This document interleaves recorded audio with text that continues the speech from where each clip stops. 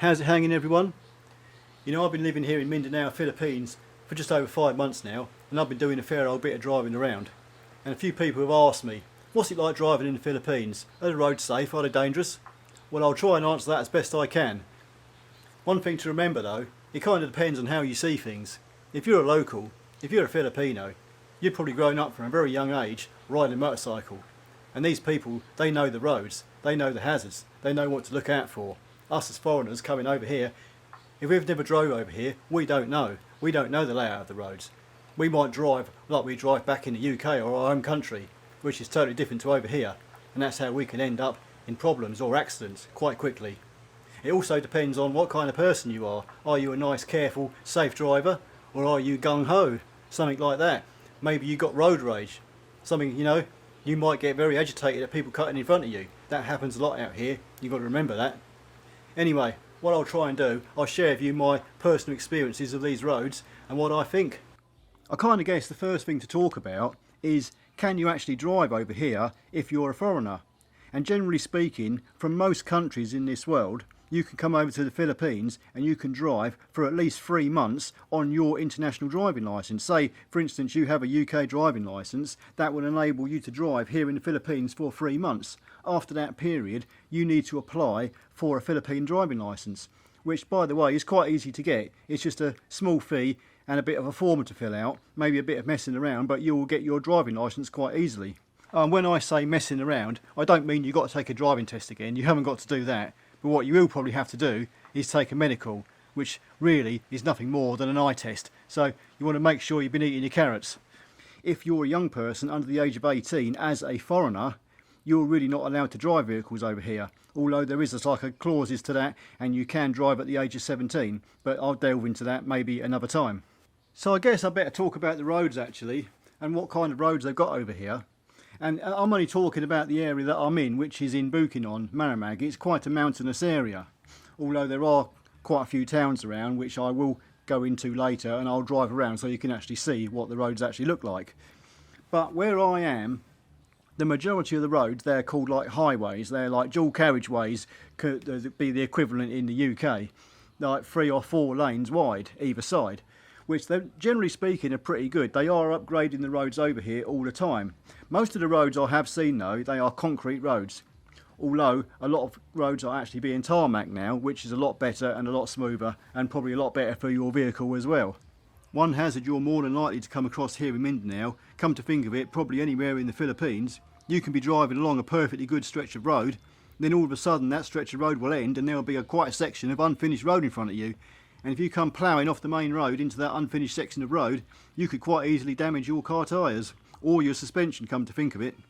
The majority of the main highways here in Mindanao that I've been driving on have been pretty good all round. However, you will find that right hand lane, which is generally the bike lane or the slow lane, that can have all kinds of obstacles stuck in the way. Cars parked in it, broken down lorries, you name it. People even selling grapefruit or something like that in the middle of the highway. Who knows? Anything can happen over here. But also a lot of these roads, they can come to an abrupt end. So you can have a bit of roadworks up ahead. There may be a sign in front of you telling you there's a roadwork up ahead, or maybe not. Chances are there won't be no sign at all until you're practically on top of it. Oh, and don't expect any roadworks or lane closures to be lit up at night. That's pretty much a hit and miss situation here. I generally tend to stick in the centre lane. That way I know I'm pretty well safe. If I'm in the right hand lane, which is the slow lane, and I'm trying to overtake somebody and I can't see or else around them, then you could find yourself trying to overtake and running out of road because there's just a barrier in the way saying the road's ended. So you've got to be aware of these kind of hazards over here in the Philippines that you wouldn't normally find in the UK. I tend to find there is a totally different mentality to driving over here. Most people are driving quite defensively, and despite the fact that it may seem like total chaos to someone from the Western world, everyone sort of like knows exactly what they're doing, especially when you come to four-way junctions and you've got traffic coming from all sides, all trying to filter and cross lanes. It all seems to work, if you know what I mean. Without the traffic lights and all the road markings, they just seem to make these manoeuvres effortlessly, and I don't see anybody getting angry. Very rarely indeed. Because I've been driving around Buchanan for quite a while now, which is quite a mountainous area, I've seen quite a lot on the roads, and a few hazards that you really want to worry about is it's quite common to see boulders or rocks in the middle of the road just lying there. How the hell they get there, I don't really know sometimes, because they're not always coming down off the mountain. A lot of it can be coming off the back of trucks and lorries and stuff like that, and just lying in the road, so people just drive around them. So if you if you come across that situation, you either take your life into your hands trying to move them out of the road yourself, or just leave them there for someone else to do. Who cares? Anyway, there's a bigger hazard you've really got to worry about here in the Philippines, and that's animals. There's a lot of animals in the Philippines, but one of the main culprits are dogs. A lot of these, like they call them scruffy dogs or stray dogs, or a lot of these dogs actually do belong to people. They will sit in the road, and they're in no hurry to get up and move out the way for you. And if you ever come across this, you'll see these dogs lazily get up and kind of wander out the way. And if you're going too fast, you can quite easily run them over. And I wouldn't advise running over somebody's dog. He won't be very well liked for that. And here's another thing you really do have to watch out for, which is quite serious. I've seen no end of motorbikes and cars and even trucks, big juggernauts I'll have to say, which are driving around with no headlights or no tail lights, or both. It's quite a common thing over here. I can go out driving on any given night and there will be plenty of motorbikes, probably with 3 or 4 people up, driving around quite quickly with no lights at all. And I'm telling you something, when you get a lot of cars coming towards you and they're on their high beam and they don't seem to care about that either, you're pretty well dazzled. And you won't see these motorbikes until you're practically on top of them. So you really got to sort of like keep your P's and Q's about you there. And not to mention there's a lot of vehicles out here that have the actual windscreen of their car completely tinted out. Some of them just have a thin line where they can see through, others have the complete windscreen completely tinted out. So how the hell they see out there properly in the night time, I really don't know. A lot of the trucks and juggernauts that you'll come across out here are pretty old vehicles. There are some new ones, but there are quite a lot of old ones, and God only knows what kind of condition they're in. I've walked around some of these trucks and they've got totally bold tyres on them. So as I pointed out in one of my previous videos, there is no real MOT test out here for trucks, buses or anything like that, cars, motorbikes. They have a emission test and that's about it. Maybe a check of the lights if you're lucky. But there again, you've got to wonder to yourself, what kind of condition a lot of these trucks in? What's going to fall off them? So I would definitely be giving these trucks a wide berth. You really don't want to be getting in some kind of jackpot with one of those. And one more thing I think is quite important to know here in the Philippines is people flashing their headlights. If you were back in the UK and someone flashes their headlights at you, chances are it's meaning they're letting you go first, they're giving you the right of way. Here in the Philippines, 9 times out of 10, if someone's flashing their headlights at you, it means me first, they're going first. So if you're pulling out of a side road onto a major highway and someone coming up the main highway is flashing their headlights at you, what he's saying is most of the time, I'm going first. So if you pull out, you'll probably find yourself in a really bad accident. So don't pull out. Wait until they've passed. I don't actually know what most foreigners do when they come over here, whether they rent motorbikes or cars, whatever. A lot of people just come over here and they'll get the local taxis, the tuk-tuks and the tricycles. But if you come over here and rent a vehicle and you rent a motorbike, I would make sure it's definitely insured and that it's all reputable, all the paperwork's in order. Because if there's any problems or you damage them vehicles, you're going to have to pay for it. You just have to know that. And you really do need to be aware over here of the weather conditions, that one minute you can be driving on a perfectly good road in sunny conditions and the next minute you're in a bloody rainstorm and it's actually chucking it down. Especially if you're going through the mountains, that can be quite a treacherous area. You get heavy rain through there and the kind of water comes gushing down off them mountain sides onto the road, you can be in a lot of trouble quite quickly. It is worth noting, however, there is an organisation over here called the Land Transportation Office. These people are the equivalent to what you would find in the UK, who would be called the DVSA. The Land Transportation Office, or officers over here, they kind of issue driving licences and they enforce the laws over here of the roads. So you've got to be aware of these people because they have the power to pull you up, and you will generally find them sat by the side of the road, maybe a group of them, and they will pull up motorcycles, lorries or cars depending what they want to do on the particular day, just like Vosa do, or they used to be called Vosa back in England. They would do the same thing over here. And if you don't have a driving licence, which believe me is quite common over here for people to be driving around without a driving licence, insurance or anything else, they can take your vehicle off you. Generally speaking, you'll get a fine if you've got a discrepancy or something like that. The laws over here are not as harsh as what they are back in the UK, but they are similar laws and they do try to enforce these laws. So if you're driving illegally, you just be aware that there are also checkpoints over here that you can get stopped at. So you want to make sure you're legal if you are over here. One thing I find highly amusing over here, and I've seen it firsthand a number of times, is people who have probably got no driving licence, God knows what, who don't want to get themselves in a whole heap of trouble. You'll have the land transportation officers sat on both sides of a highway pulling up vehicles. But for all the people that actually see these officers sitting there and they've got a problem with their car or motorcycle or whatever, they won't pass them. They'll just sit down the bottom of the road, and then on the top of the road there'll be another queue forming. So you'll have a queue forming either side of the land transportation officers, which is quite funny actually. And when these officers finally come to the end of their shift and they all pack up and go, then you just have a tsunami of cars, motorbikes and trucks just flying past where they've all been waiting. The officers obviously know all these people are sat up the top and bottom of the road waiting for them to go away, but they don't do nothing about it. They don't go down there and see them, they just let them go. So I mean, like I say, the laws out here, the laws are here, but they're just not implemented like they would be back in the UK. Just remember that.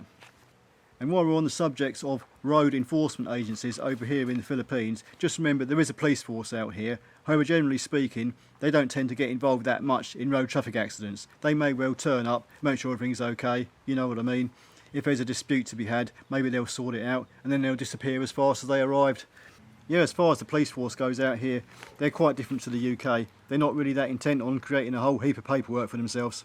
If you were unlucky enough to be involved in an accident over here, there are plenty of hospitals, and most of these hospitals have their own little ambulance service, so chances are there will be an ambulance arrive pretty soon after the accident. But the laws out here are quite strange, and just remember, if you cause an accident and you injure somebody, you are responsible for that other person's medication and hospital bills, and you will have to pay them costs. So my best advice to anyone who comes over here from England or America, Europe or wherever, drive very carefully, be sensible on the road, don't take undue chances, because if you hurt somebody or get involved in an accident, you can be in a whole world of shit, and the laws out here are quite different to what you would probably find back in the UK. So take care everybody, I'm going to jump in the car in a minute and we'll go for a drive around.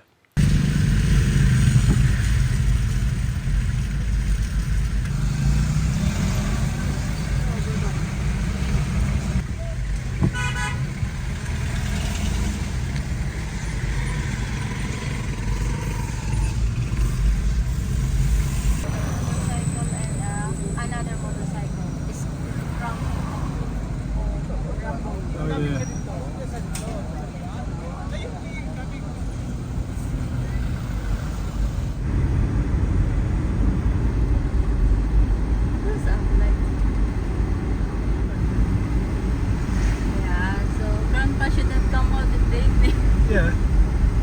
Oh, he shouldn't. Look at him. This is just a dirt road where I live. Technically, this could be anywhere in the world, so I shan't actually make a big deal out of this. But as for coconuts on the road, well, you've got to watch out for that because they do drop off the trees. And if you're driving past in your car, they could well hit your windscreen. I have had a close call myself. Ugh, yuck. Yeah. The month of June here in Mindanao, Philippines, it's rainy season. It rains almost every day. And this mud drive gets really saturated. The problem is, even if you're driving a four-wheel drive vehicle such as the Subaru Forester we're in, at the end of this drive, there's a little slope. And you have to drive up the slope to get your front wheels onto the concrete, because if you don't do that, and this is soaking wet, you can still slide backwards. The wheels will just spin and you're not able to actually get onto the road. Added to that, you have a sugarcane field, which makes it a completely blind exit from this track to the highway. And there are motorbikes travelling up here, and a lot of them are right close to the edge. So if you pull onto this highway too quick before you can see what's coming, you could have somebody run straight into the side of you.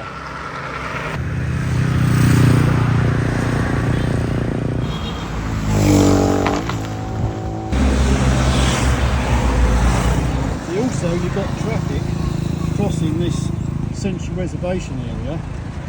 As you can see, I can't see what's actually coming. So you're kind of inching your way forward into that. Okay, you can go now. There we go.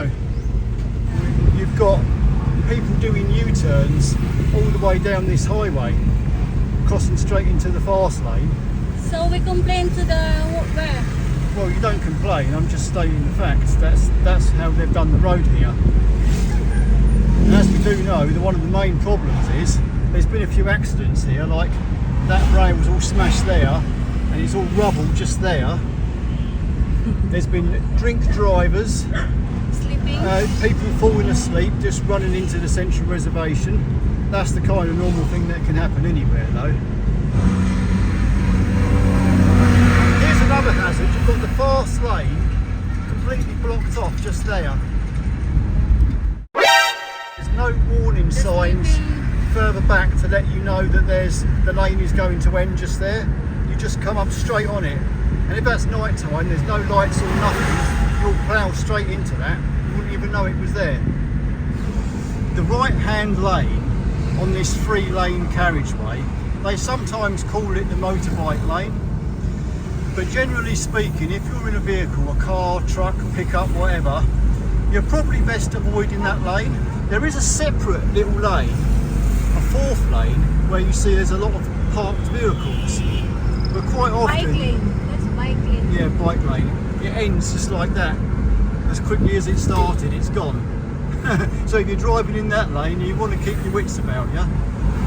But this lane also, quite often you'll find lorries just stop there, broken down, cars, motorbikes, anything. You can even find lumps of rubble just lying in the road, sitting there. Nobody seems to want to pick it up and move it out of the way. It's quite common. See this 4x4 in front of us? He's doing a left turn in the fast lane, basically. So everyone in the fast lane has to slow down or change lanes to get around him. I don't think they would allow that in England, or they'd have a slip road of some kind going onto a little reservation where you can stop your car safely without anyone behind you ramming you up the arse. But that's just not the case here. This is another classic example of a side road that hasn't been tarmacked or concreted. It's just a mud road, maybe a little bit of concrete and stones. You've just got to plough your way through it nice and slowly. Of course, when it gets soaking wet, you're in for a treat, aren't you? Plenty of mud. You'll have to wash your car again, Ken. No election yet. It all depends on the mayors of different barangays, whether they're prepared to spend any money on these little roads to upgrade them. But quite often the case is no, they won't do nothing about it.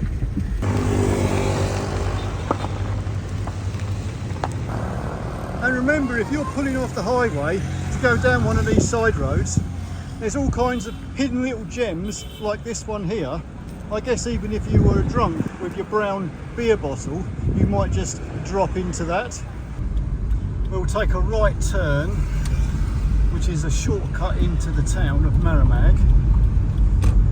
2 lanes here, separated by a solid white line. Watch out for vehicles coming out from the sides. They like to push their way into your lane for you to stop and let them through. So you've just got to be aware of that. Stop, look on this side. I do wonder how some people can actually see out their windscreens, because over here you can tint your windscreen out, like this little Suzuki here.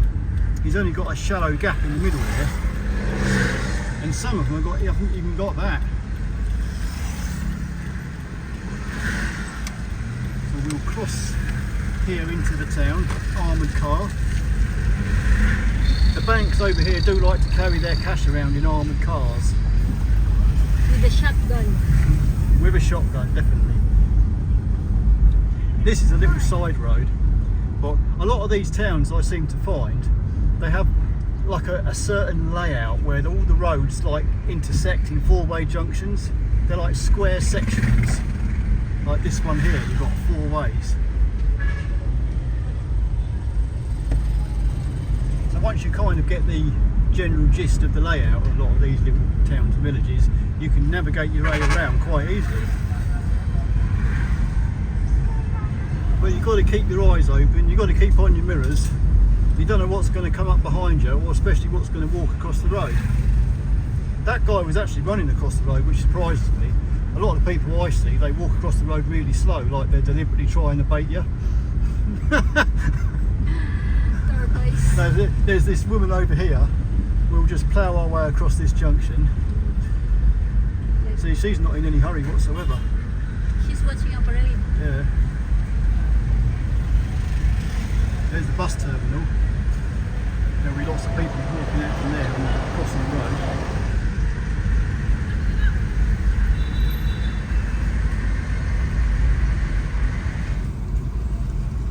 How do you navigate a four-way junction in the Philippines? Look left and right, inch your way out, nice and slow, and off you are. No problems. Problem solved. Quite often, like in this town here, there's no road markings at all on the junctions. You've just got to go with the flow, blend in with everybody else. You don't rush around or speed, just go nice and slow. If you use your indicators, it's a bonus. You can see what's coming. But watch out for people with indicators on that permanently. If they've forgotten their indicators are on, that one's all right. But quite often, people forget to turn their indicators off, especially on the motorbikes.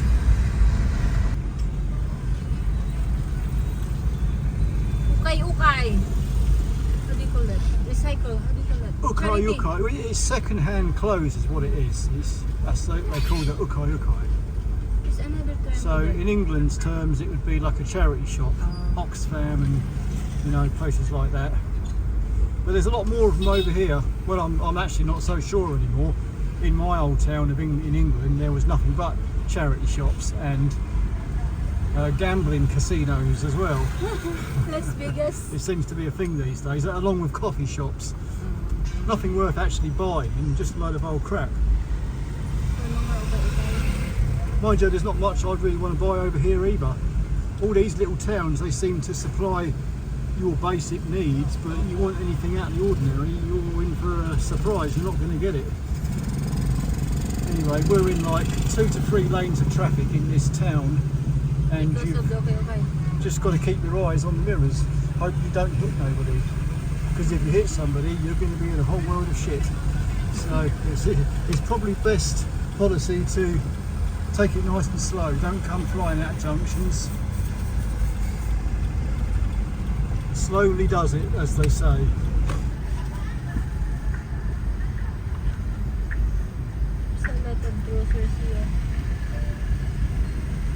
This is the main street in Maramag Town, the busiest road. It could be 2 to 3 lanes here, who knows. You just pick a direction and go with it. Just watch out for the obstacles along the way. Jaywalkers, people with umbrellas, motorbikes, tuk-tuks, they'll all be coming up beside you. Biggest problem, of course, is when you're parked up trying to reverse out again. You could be in for a wait. I've never known a place to have so many taxis in all my life. You would have thought New York City would have been bad and have a taxi on every street corner. But this is Maramag Town, the kind of town you never even heard of, just a dot on the map. Hello! And here we go. There must be a million taxis in this town. Take your pick. You'll never be short for transport. All bibbing their horns. They love their horns over here. And their four-wheel drives, which is understandable, of course.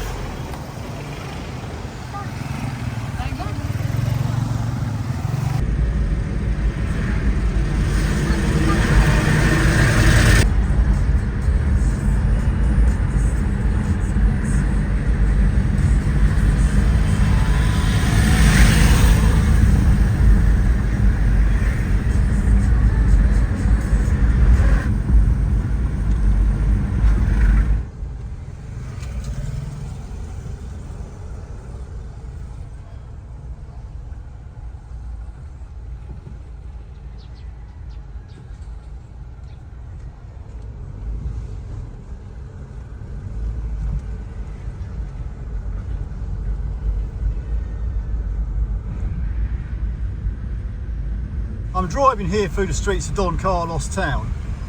You will notice, despite in the towns or wherever you go in the Philippines, you'll get vehicles coming up behind you and they'll bib their horns like a courtesy tap, letting you know they're actually behind you, which is really good in the case of motorcycles, because quite often, if you're an experienced car driver, you'll know that you can check all your mirrors and you won't see a bike behind you because they're hidden in the blind spot. So it's always worth checking twice, and no one wants to make a manoeuvre and then sideswipe a motorbike, do you? More likely than not, in most of these little towns in Bukidnon, I guess anywhere in the Philippines really, when you come off like these side roads out of the main town, you'll come onto a lot of these dirt tracks. They're just stones on the road all over the place. And of course there's all kinds of little hidden treasures down these lot of roads. There could be chickens, ducks, goats, pigs, even a cow could walk out in front of you. Who knows? It's another world out here. You just got to go nice and slow and watch out for all your surroundings.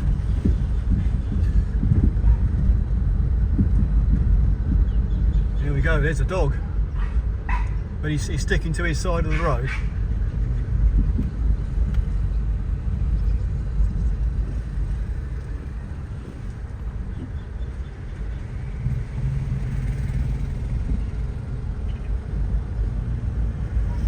We should call that dog Skippy. He's running across the road. Most of them just walk across the road at a leisurely pace. This dog's a bit energetic today. I think I should follow him, see where he's going. Looks like he's got a hot date by the looks of things.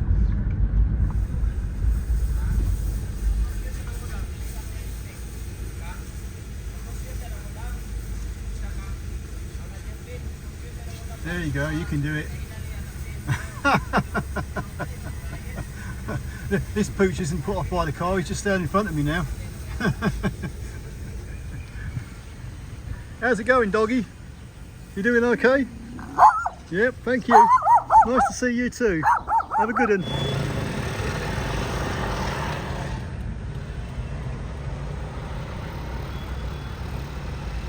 If you spend any kind of time here in the Philippines, you'll soon come to realise how densely populated this country actually is. And that's also reflected on the roads. So the one golden rule here that I'd have to tell you is don't panic, keep a calm head and take it easy and you'll be alright.